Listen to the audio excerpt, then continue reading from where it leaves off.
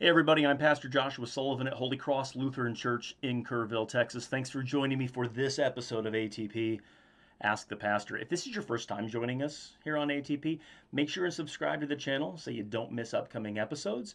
Also, give the video a thumbs up if you like it, share it on social media if you think it might help others, and as always, if there's something that you would like to ask the pastor, feel free to email me at atpholycross@gmail.com. All right, let's get to today's question. Someone writes, Dear Reverend Sullivan, is a celebration of the Lord's Supper, which is led by a female pastor, invalid? Short answer, yes, it is invalid. Such a celebration is not a valid administration of the sacrament. Christ has given the administration of the sacraments to the office of the ministry, and Christ does not place women into the office of the ministry. Let's unpack this. So first, Christ clearly gave the administration of the Lord's Supper to the office of the ministry. On the night in which he was betrayed and he instituted the sacrament of his body and blood, he commanded his apostles, "Do this in remembrance of me." His command is directed to the apostles and every minister whom he would call into the ministry, so that they would do what Jesus did when he presided over the first Lord's Supper. His command is also directed towards the members of his church that they do what the disciples did that night as well, that they take and eat, take and drink in faith. But here we see the administration of the supper belongs to the office of the ministry. Lutherans confess this when we call it the ministry of teaching the gospel and administering the sacraments in the 5th article of the Augsburg Confession. 14th article of the Augsburg Confession says no one should publicly teach in the church or administer the sacraments unless he be regularly called. So called ministers are stewards of the mysteries of God, 1 Corinthians 4:1. And we confess that the mysteries of God are the gospel and the sacraments. So Christ established the office of the ministry to teach his word and to administer his sacraments. And just as one who is not called and ordained should not preach, neither should he or she administer the Lord's Supper. That's the first point. The second point, then, is that when Christ instituted the office of the ministry in Matthew 16 and John 20, he called men, not women. During their ministries, the apostles would appoint qualified men, not women, to serve in the ministry. Now, Christ honored women. He gave them the role of being the first witnesses of the resurrection, and he gave them the responsibility of telling it to the apostles, but he did not make them apostles or ministers.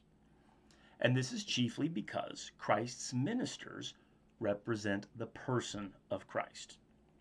Christ, the incarnate Son of God the Father, is male. Since his ministers represent the person of Christ, they too are to be male. And there's no such church that has women pastors that hasn't been influenced to some degree by feministic theology, nor is it a coincidence that those churches often employ gender-inclusive language when they talk about God. There is a relationship between gender-swapping Christ's representative and gender-swapping God. Just as there was that same relationship in the ancient sects of Gnosticism and Montanism. Now, St. Paul gives us another reason why women cannot hold the office of the ministry. He says in 1 Corinthians 14:34, "Let your women keep silent in the churches, for they are not permitted to speak, but they are to be submissive, as the law also says." Where does the law say this? Well, he explains in 2 Timothy, 1 Timothy 2:12 through 14. "I do not permit a woman to teach or to have authority over a man, but to be in silence. For Adam was formed first, then Eve. And Adam was not deceived, but the woman was deceived and fell into transgression." So Adam, formed first, had the responsibility of teaching his wife Eve, and Eve was the one that was deceived by the serpent. So what we see in the New Testament is the office of the ministry is limited to men. And at that, only certain men who are qualified called, and ordained. Saying that a woman can be a pastor, it's akin to saying that two men can marry each other. When two men hold a marriage ceremony, when they sign a marriage certificate, the world may call them married, and they may call themselves married, but they're not. They're not married in God's sight because their act violates God's institution of marriage. God instituted marriage in the Garden of Eden as the lifelong union of one man and one woman for the sake of being fruitful, multiplying, and filling the earth. A same-sex union, no matter how sincerely pledged, is not what God instituted, nor can it fulfill the purpose for which God instituted marriage. In a similar way, God established the ministry, and he gave it to men when he instituted it, not to women. And like I've said, even then, not all men, but only those that are called and ordained. So to say that a woman has been placed into the office of the ministry is really no different than saying a man can marry a man. It violates the institution. It is therefore not the thing that God ordained. It's something else entirely, regardless of what it looks like, regardless of what the world, regardless of what the false church says it is. Now, some will accuse me of Donatism. Donatism is the teaching that the ministry of evil men is invalid and ineffectual. It locates the efficacy of a minister's acts in his own personal worthiness and piety. So that if the minister has, at any point, driven out faith in the Holy Spirit by willful sin, his sacraments and preaching are invalid, ineffectual. For example, if a called minister were having an affair and was discovered, the Donatist would say that since that pastor was living in mortal sin, all of his preaching and sacraments were null and void. Now, this is not the reason why women pastors' sacraments are invalid. It is not about their personal character. It's about the divine institution.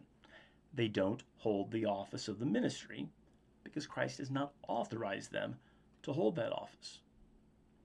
Now, on the other hand, some may say that this is being a sacerdotalist, to argue that those not in the office can't celebrate the sacrament. But just as the sacrament's validity doesn't depend upon the personal holiness of the minister, neither does it depend upon a special power or an indelible mark or character allegedly given at ordination. It's simply this: Christ has attached his institution and promise to a specific office, the office of teaching the gospel and administering the sacraments. And he's authorized those whom he calls to administer the sacrament. When someone who is outside of that office attempts to do so, it's not the sacrament, because it lacks Christ's command and institution, not because his power is insufficient.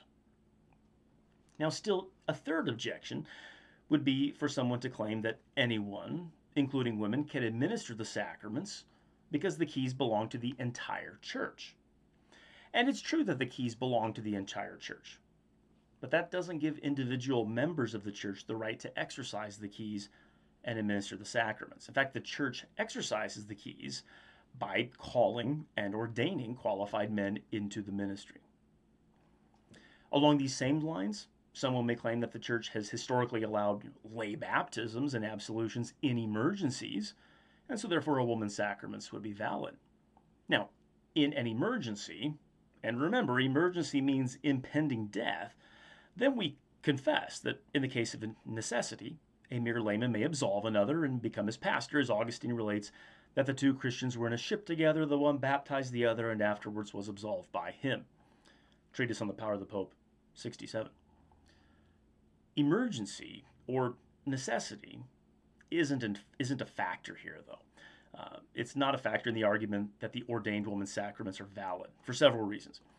First, she's not acting because of a necessity or an emergency. Second, there's no such thing as emergency communion. Unlike baptism, it is not necessary for salvation.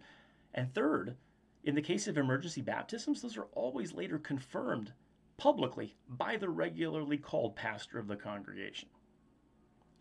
So Christ has given the administration of his sacraments to the office of the ministry. Christ does not place women into the office of the ministry. So having a female pastor is, in God's sight, like having no pastor at all. Women pastors aren't pastors, and their celebrations of the Lord's Supper aren't the Lord's Supper because Christ has not instituted such a ministry. I hope this helps. Remember, you can always email me atpholycross@gmail.com. I'll get to your questions as soon as I am able. Until then, God bless.